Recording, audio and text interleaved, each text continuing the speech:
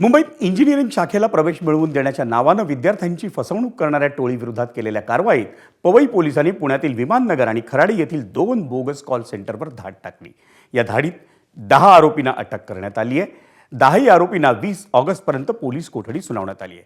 धक्कादायक बाब म्हणजे अटक झालेले 10 आरोपी हे उच्च शिक्षित असून त्यांनी इंजिनिअरिंगचं शिक्षण पूर्ण केलंय। त्यांनी विद्यार्थ्यांना नामांकित इंजिनिअरिंग कॉलेजमध्ये प्रवेश मिळवून देण्याचं आमिष दाखवून त्यांच्या पालकांकडून लाखो रुपये उकळलेत। या 10 आरोपींकडून मिळून 1,35,23,000 रुपयांचा मुद्देमाल जप्त करण्यात आला। त्यात 22 मोबाईल्स, 23 सिम कार्ड्स, 2 लॅपटॉप्स आणि 2 हार्ड डिस्क पोलिसांनी आपल्या ताब्यात घेतल्या आहेत।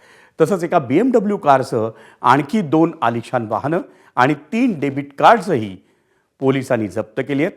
आरोपींचं 24 लाख रुपये शिल्लक असलेलं एक बँक खातंही पोलिसांकडून गोठवण्यात आलं। 10 आरोपींपैकी 5 जे आहेत ते बीटेक आहेत आणि इतर 5 आरोपींचं सुद्धा इंजिनिअरिंग एज्युकेशनचं बॅकग्राऊंड आहे आणि टोटल 1,35,00,000ची प्रॉपर्टी या कारवाईमध्ये जप्त करण्यात आलेली आहे।